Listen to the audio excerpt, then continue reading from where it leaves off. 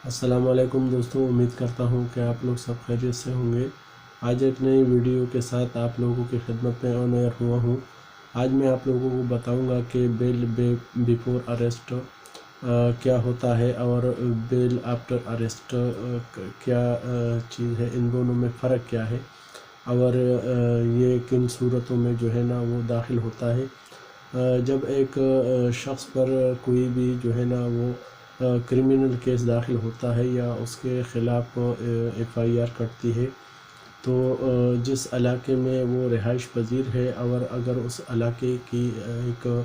Police station में उसको इत्तला मिलती है कि उसके ख़िलाफ़ एक एफ़आईआर कटी है, तो फर्स्ट ऑफ ऑल वो एफ़आईआर की जो कॉपी है उसके लिए अप्रोच करता है और उस एफ़आईआर की कॉपी के मिलने के बाद जो है ना वो किसी भी वकील से वो रब्ता करता है अपनी प्रोटेक्टिव ज़मानत या बेल बिफोर अरेस्ट के लिए, ताकि उसको पुलिस जो है ना वो गिरफ़्तार न कर सके और वो कानूनी तरीके से उस केस का हिस्सा बने। लिहाजा उसको जो है ना बेल बिफोर अरेस्ट उस इलाके की जो कोर्ट है, सेशन जज, वहाँ पर वो अप्लाई करता है और अपनी ज़मानत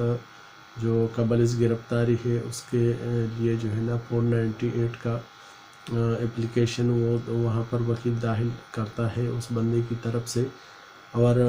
उस एफ़आईआर की जो मुसद्दक़ा नकल है वो भी उसी एप्लीकेशन के साथ अटैच की जाती है। और तीसरी बात ये है कि कोई भी अगर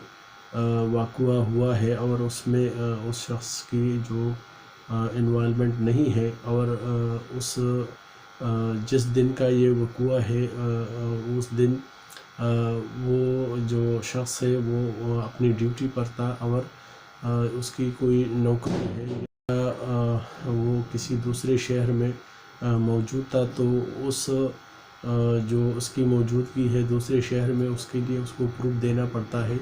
या अगर वो सरकारी नौकरी पर है और कोई भी जॉब करता है, तो जो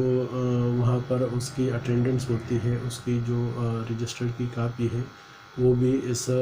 बेल बिफोर अरेस्ट के लिए बेल आफ्टर अरेस्ट के लिए वो उस दरख्वास्त के साथ जो है ना मुंसलिक की जाती है। और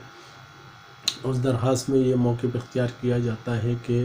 जिस दिन का ये वाक़या है उस टाइम पर वो शख्स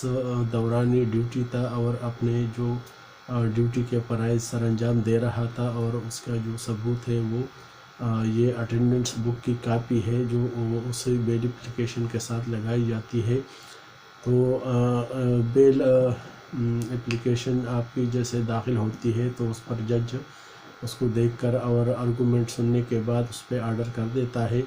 और वो जो है ना एक हफ़्ते के लिए आपको वो प्रोटेक्टिव बेल जो है ना वो जज की तरफ से मिल जाती है। बाकायदा वो जो जज है, मुतल्लिका जज, वो आपसे जो है ना 1 लाख रुपए या इससे ज़्यादा की जो है ना वो श्योरिटी की डिमांड करता है, और वो श्योरिटी आप अदालत में या वो शख्स जिस पर केस दाखिल हुआ है वो श्योरिटी के अमल से गुज़र कर और बाकायदा उसको एक लेटर दिया जाता है कि अब जो है ना पुलिस उसको गिरफ़्तार नहीं कर सकती, और बाकायदा वो जाकर जहाँ पर जिस थाने पर ये एफ़आईआर कटी है वहाँ जाकर इन्वेस्टिगेशन को ज्वाइन करता है, और वहाँ पर जाकर वो लेटर उन थाने को रिसीव करता है जो कोर्ट की तरफ से उसको मिलती है। और अगर कोई बंदा जो दूसरे शहर में रिहाइश पजीर है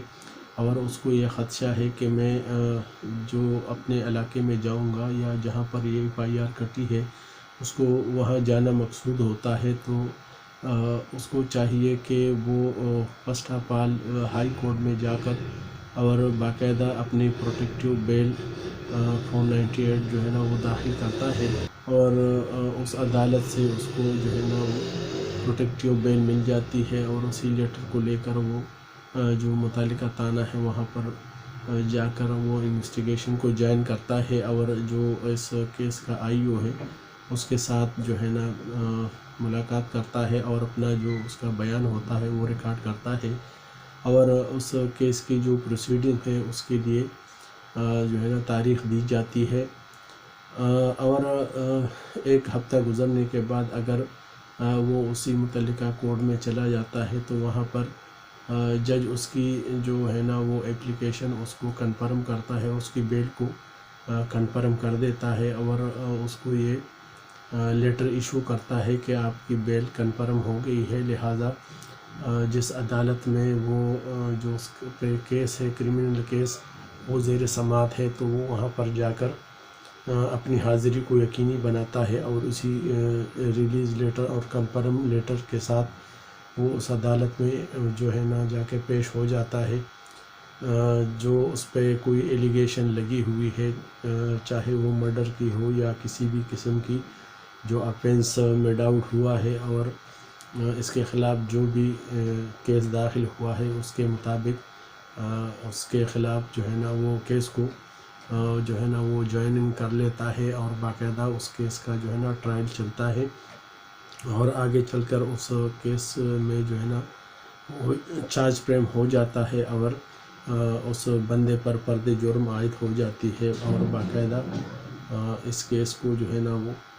تو لہٰذا اس چینل کے ذریعے میں نے آپ لوگوں کو یہ اویئرنیس فراہم کی۔ اس چینل کو لائک کیجیے گا اور سبسکرائب کر دیجیے گا، اور بیل آئیکن پر بٹن دبا دیجیے گا۔ اگر کسی بھائی کو کوئی بھی کرمنل کیس کے متعلق یا کوئی بھی پریشانی ہے تو مجھے کمنٹس میں لکھ بھیج سکتا ہے۔ اللہ تعالیٰ آپ سب کا حامی و ناصر، اللہ